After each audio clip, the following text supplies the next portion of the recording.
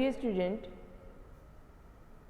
I again welcome you to the Shri Shivaji College of Arts, Commerce and Science, Akola, virtually. I belongs to the Department of Chemistry and myself, Kanchan Vishramji Kumbhalkar, Assistant Professor. And in this video, I am going to explain some questions of 1S Chemistry of 5th unit, that is gaseous state, for BSc first year, first sem, for the sake of university examination with answers. So let's start. First of all, we must check the pattern of marks and type number of questions. As earlier stated, there are the total marks 80. So the question paper is of 80. पूर्ण paper जो आहे तो 80 मार्काचा असणार आहे आणि त्याच्यात 13 questions असणार आहेत. त्या 13 क्वेश्चनमध्ये म्हणजे 80 मार्काचा पेपर आणि त्याच्यात टोटल असणार आहेत 13 क्वेश्चन्स. सो त्या 13 क्वेश्चन्समधला आज आपण पहिल्या क्वेश्चन्समधले काही सॅम्पल्स बघूया. सो क्वेश्चन नंबर 1 कसा येतो, तर क्वेश्चन नंबर 1 जो आहे हा 20 मार्क्ससाठी आहे आणि कंपल्सरी आहे आणि तो 3 भागांमध्ये डिवायडेड आहे. पहिला भाग म्हणजे 1A जो फिल इन द ब्लँक्स आहे, जो 2 मार्कासाठी विचारला जाईल.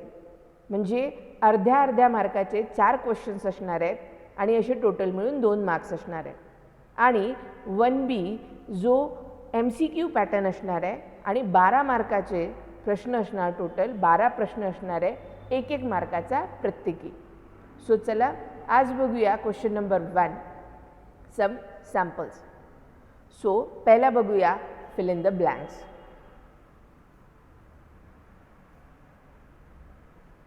First question, the average kinetic energy of a gas particles changes with.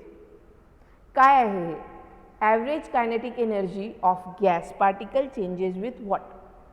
So answer is the temperature. याचा अर्थ असा होतो की जर तुमचं टेम्परेचर, सिस्टीमचं टेम्परेचर कमी जास्त जर झालं तर त्याच प्रपोर्शनमध्ये ॲव्हरेज कायनेटिक एनर्जी चेंज होते. मीन्स टेम्परेचर वाढलं तर कायनेटिक एनर्जी वाढेल, टेम्परेचर कमी झालं तर कायनेटिक एनर्जी कमी होईल. So the first question, the average kinetic energy of the gas particle changes with, answer is temperature. Second question, the motion of a gas molecule is governed by. कुठल्या लॉनी गॅसचं motion हे govern केलं जातं? The law is Newton's law of motion. Means the motion of gas molecules is governed by the Newton's law of motion. Next one, the kinetic theory of gases is based on which equation? The kinetic theory of gas is based on blank equation and that equation is Maxwell and Boltzmann. म्हणजे Maxwell and बोल्ट्झमॅनच्या इक्वेशनवर kinetic theory based आहे. Fourth question, the square root of the mean of squares of different velocities possessed by the gas molecule is known as. याच्यात बघा काय काय दिलेलं आहे. याच्यात दिलं आहे स्क्वेअर रूट, म्हणजे स्क्वेअर रूट झाला, त्याच्यानंतर मीन आहे, that is C1 + C2 upon 2, that is equal to mean, and square means 2⁻². So या तिघांचं कॉम्बिनेशन म्हणजेच square root mean square velocity. So हे कसं येतं, तर C1 + C2 to the power 2 and then divided by 2 and त्याचा under root, आणि याला म्हटलं जातं it's the root mean square velocity. नाव थोडं लक्ष द्या, there is a root, then mean, then square and then velocity. So root mean square velocity, this is root, then mean, and then square. So this is known as the root mean square velocity. So what is the question? The square root of the mean of squares of different velocities possessed by the gas molecule is known as the root mean square velocity. म्हणजे जर दोन molecules असतील आणि एका मॉलिक्युलनी C1 आणि दुसऱ्या मॉलिक्युलनी जर C2 अशी वेलॉसिटी पजेस करत असेल तर C1 to the power 2 plus C2 to the power 2 हे झालं square, then mean, then under root means root. So it's known as the root, it's a mean and square, and that is a velocity. So that's known as the root mean square velocity. So this question is quite long as well as somewhat difficult, but it having the answer. त्या प्रश्नातच त्याचं उत्तर लपलेलं आहे. So थोडं लक्ष दिलं तर this question is quite simple. Next, fifth question, the velocity corresponding to the maximum fraction of molecule is. Means what? समजा 100 मॉलिक्युल्स आहेत, 100 पार्टिकल्स आहेत गॅसचे आणि 100 पैकी जर 75 मॉलिक्यूल एका पर्टिक्युलर स्पीड वेलॉसिटी कॅरी करत असेल तर त्या टाईपच्या वेलॉसिटीला काय म्हणतात? तर त्याला म्हणतात मोस्ट प्रोबॅबल वेलॉसिटी. मोस्ट प्रोबॅबल वेलॉसिटी म्हणजे काय? मोस्ट मीन्स मॅक्झिमम, प्रोबॅबल म्हणजे possible and velocity is the velocity. So velocity corresponding to the maximum fraction of molecule is most probable velocity. Next question is the average number of collision occurring per unit of time per unit volume of the gas. Suppose एक container घेतला आपण म्हणजे त्याचा volume fix आहे. त्याच्यानंतर suppose एक area consider केला आपण, व्हॉल्यूम आहे, एरिया आहे, तो फिक्स आहे आणि एका मिनिटासाठी जर आपण मेजर करतोय, 1 मिनिट मीन्स 1 युनिट टाइम पकडला आपण, 1 मिनिट म्हणा, 1 सेकंड म्हणा, 1 तास म्हणा. सो एका युनिटमध्ये आणि एका ठरलेल्या व्हॉल्यूममध्ये किती collisions, average number of collisions किती होतात, that is the question and the answer is it's a collision frequency. म्हणजे जसं आपण फ्रिक्वेन्सी म्हणतो, pendulum, we know that pendulum, घड्याळात जे पेंडलम असतं ते फ्रिक्वेंटली एका पोझिशनपासून टू अँड फ्रो करतं. सो आपण त्याला फ्रिक्वेन्सी म्हणतो. सो कोलिजन फ्रिक्वेन्सी म्हणजे काय?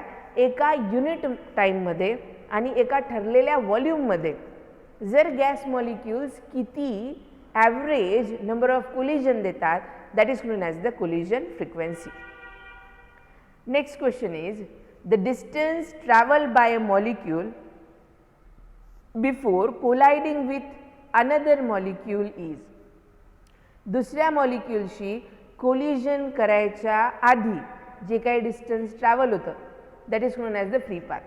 आता हा क्वेश्चन कसा आहे, जेव्हा आपण गॅस मॉलिक्यूल म्हणतो, कायनेटिक थेरी ऑफ गॅसेसच्या पॉस्ट्युलेटनुसार molecule is in a random motion, ते एका ठिकाणी थांबत नाही, ते कंटिन्यू कुठल्याही डायरेक्शननी आणि व्हेरियस वेलॉसिटीनी कंटिन्युअस मूवमेंटला असतं.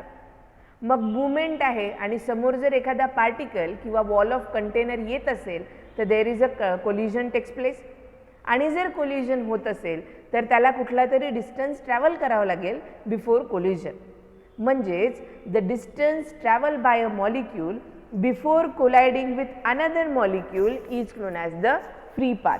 म्हणजे एका मॉलिक्यूलचं दुसऱ्या मॉलिक्यूलशी कोलिजन होताच्या वेळेस आधी जितका त्यांनी डिस्टन्स कवर केला आहे, जितका डिस्टन्स तो मूवमेंटला गेला आहे, that distance is known as the free path. Next question is the distance between the center of the two molecules when they collide, and that is the collision diameter. Now collision diameter म्हणजे काय? आपल्याला माहिती आहे की molecule contains, each and every molecules content electron, proton and neutron. So electrons आहेत, so electron इलेक्ट्रॉनचं repulsion होणार, त्याच्यामुळे मॉलिक्यूल्स जे आहे ते एका पर्टिक्युलर डिस्टन्सपर्यंतच अप्रोच होऊ शकतात. So this is the center of molecule, and from this point to this point, this is the distance. त्याच्या आतमध्ये तो मॉलिक्यूल पेनिट्रेट होऊ शकत नाही, and this much amount of distance is known as the collision diameter.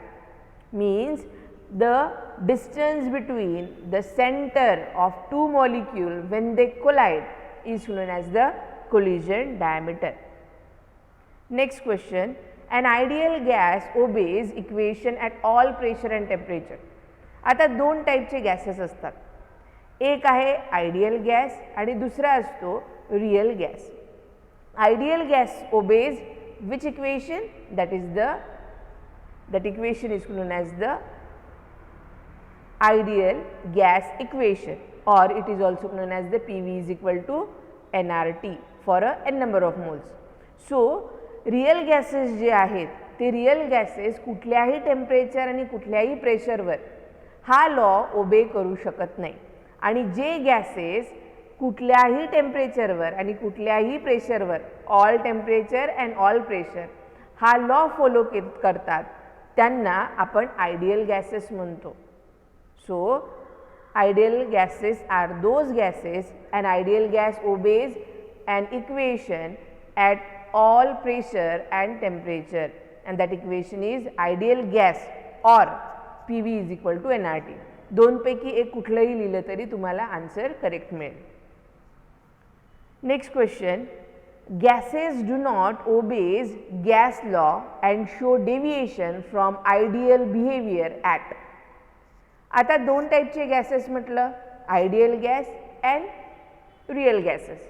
Ideal gas तुमचा जो behaviour आहे तो पॅरलल लॉ ओबे करतो तो, बट जे बाकीचे गॅसेस आहेत ते gases ideal gas behaviour show करत नाही, तिथे डेव्हिएशन येतं, आणि ते कुठल्या कंडिशनमध्ये येतं तर ते येतं low temperature and high pressure.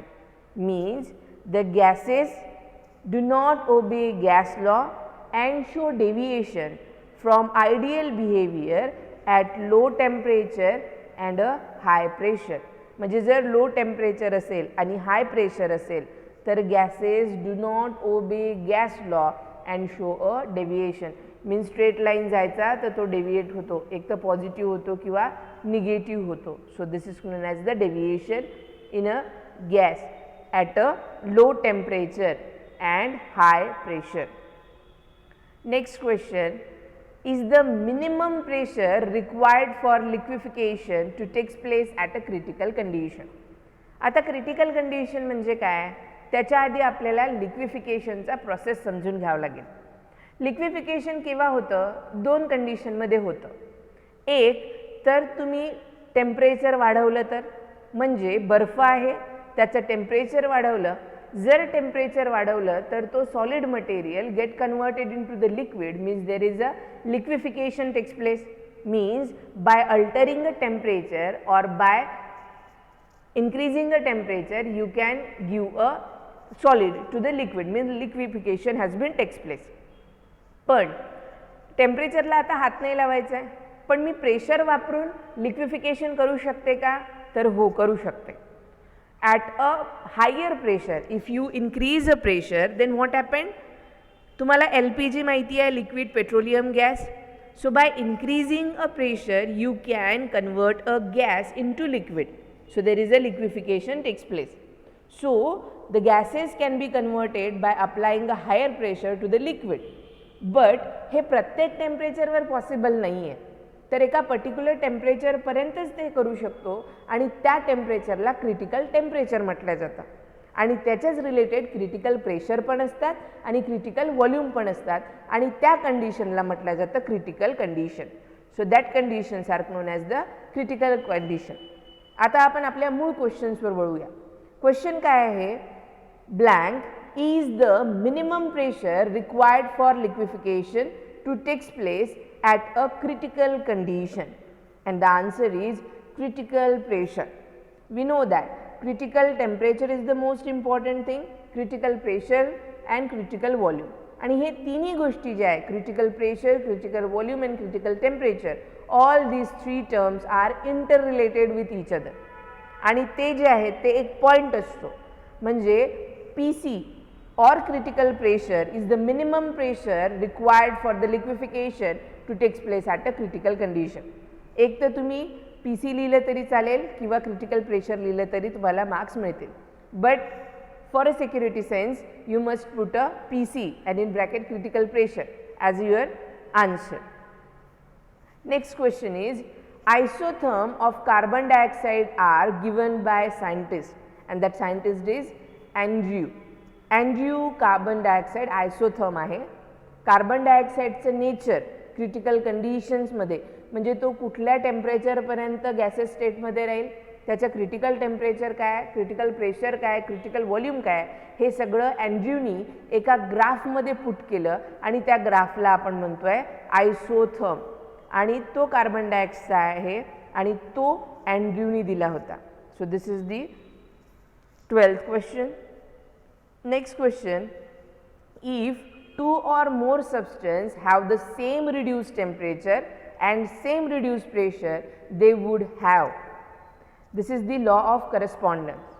म्हणजे जर दोन मॉलिक्यूल दोघांचं जर दोन्ही सबस्टन्सचं दोन किंवा दोनपेक्षा जास्त सबस्टन्सचं जर रिड्यूस टेम्परेचर सारखं असेल, जर रिड्यूस टेम्परेचर सारखं असेल आणि रिड्यूस प्रेशर पण सारखं असेल तर त्याचा रिड्यूस व्हॉल्यूम पण सारखा असतो. So hence if the same reduce temperature same reduce pressure then it must have the same reduced volume. Next, is the volume occupied by 1 mole of the gas at critical temperature and critical pressure, that is a VC.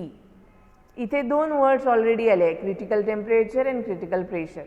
We know that temperature, pressure आणि volume एकामेकाशी connected आहेत. तसेच critical temperature, critical pressure आणि critical volume they are interrelated with each other. The volume occupied by 1 mole of a gas at a critical temperature and critical pressure is known as the critical volume and which is indicated by the VC.